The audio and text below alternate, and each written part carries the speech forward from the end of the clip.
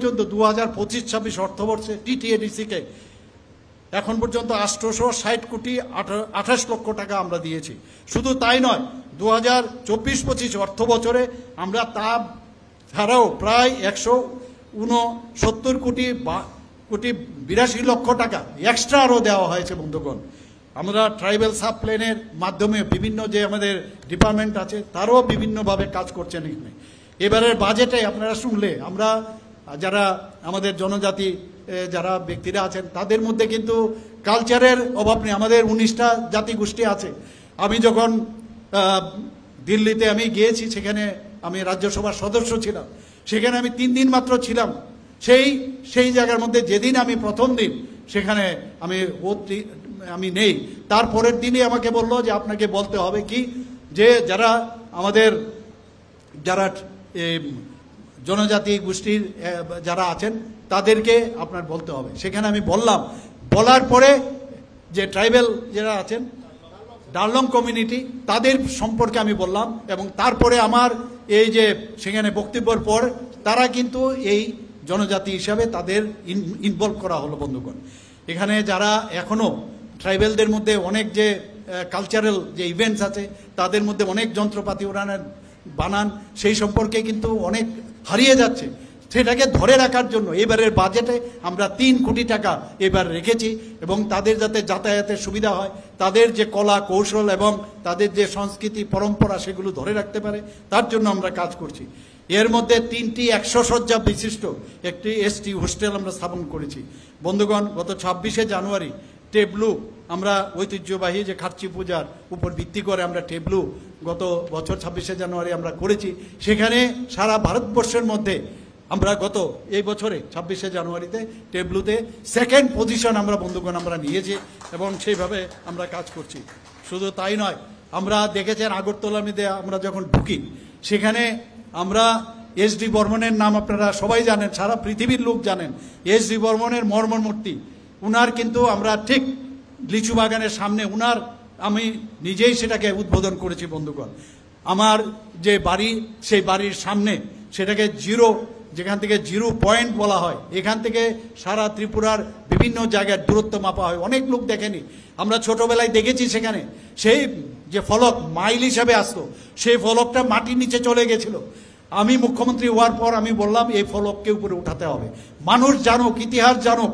এবং সেখানে আমাদের বীর বিক্রম কিশোর মাণিক্য বাহাদুরের মর্মর মূর্তি সেখানে বসিয়েছে, এবং ওই আইল্যান্ড কেউ জানতো না এটা কি আইল্যান্ড, এবং সেখানে আমরা দিয়েছি। আমরা জানি কাকে কিভাবে আমাদের সম্মান দিতে হয়। আমরা ওনার জন্মদিনে আমরা ছুটি ঘোষণা করেছি। যারা গড়িয়া পূজাতে 1 দিনের ছুটি ছিল সেখানে 2 দিনের ছুটি ঘোষণা করেছি। অসংখ্য যেসব কাজ আমরা জনজাতিদের জন্য আমরা করছি।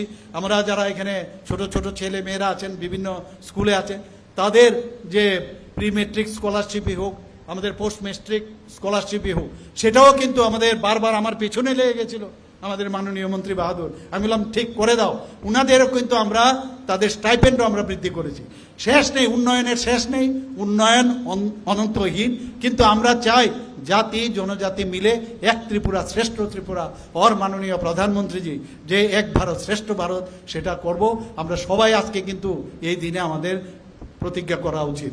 আরেকটা বিষয় আমি না বললে নাই হয়, আমরা এখানে সারা ত্রিপুরাতে এখন কিন্তু ড্রাগ নিয়ে আমার পূর্ববর্তী বক্তা বলার চেষ্টা করেছেন।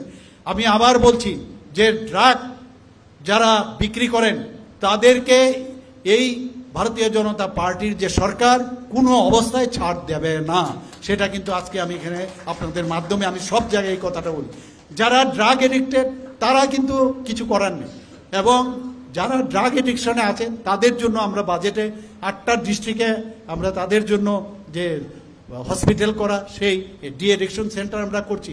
শুধু তাই না, মাননীয় প্রধানমন্ত্রীজি আমাদেরকে প্রায় 112 কোটি টাকার উপরে আমাদের দিয়েছে একটা বড় ডি এডিকশন সেন্টার যাতে করা হয় বিশ্রামগঞ্জে, সেটা আমরা করছি। বন্ধুগণ, আপনাদের অবগতির জন্য জানাচ্ছি ত্রিপুরাতে যে আমাদের HIV ইনফেকশন কিন্তু প্রচুর পরিমাণে বেড়েছে, এতে করে এইডসও বেড়েছে। যদি HIV ইনফেকশন একবার চলে আসে, বিশেষ করে যারা এই ড্রাগ শিরাপথে নেয়, ভেইনের মাধ্যমে নেয়, তাদের জন্য আমি আবার বলছি যে এখনো টাইম আছে, তাড়াতাড়ি তোমরা নিজেদের যে যে একটা বিপদে চলছো সেটা বুঝে যাও, এবং তার জন্য অ্যাওয়ারনেস দরকার। এখানে যারা আছে আমি এই বিষয়ে বলবো তাদেরকে বলা উচিত। যদি প্রথমে, কারণ একবার যখন HIV হয় সেটা কিন্তু শরীর থেকে মিটিয়ে দেওয়া যায় না, কিন্তু তার যে আমাদের যে লোড, ভাইরাল লোড, সেটা যদি আমরা কমাতে পারি, এবং তাহলে আমরা অ্যাডভান্স স্টেজে যদি কমাতে পারি, তাহলে এইডস কিন্তু সেটা এইডস হবে না। আমরা জানি অটো ইমিউন ডেফিসিয়েন্সি সিনড্রোম অত্যন্ত মারাত্মক, একবার যদি হয় তাহলে কিন্তু যায় না, এবং অটো ইমিউন ডেফিসিয়েন্সি সিনড্রোমের কারণে কিন্তু মানুষ মরে না।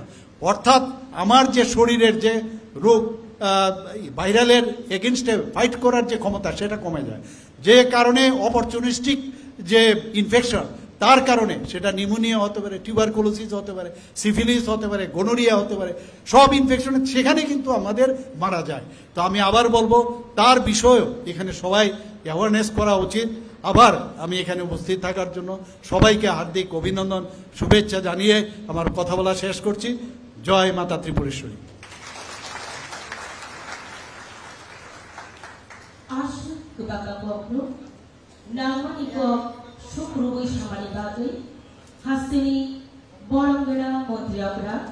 প্রফেসর ডক্টর মানিক সাহা মহোদয় পাইফলাইয়া হামবাই বাই আফারো এবারে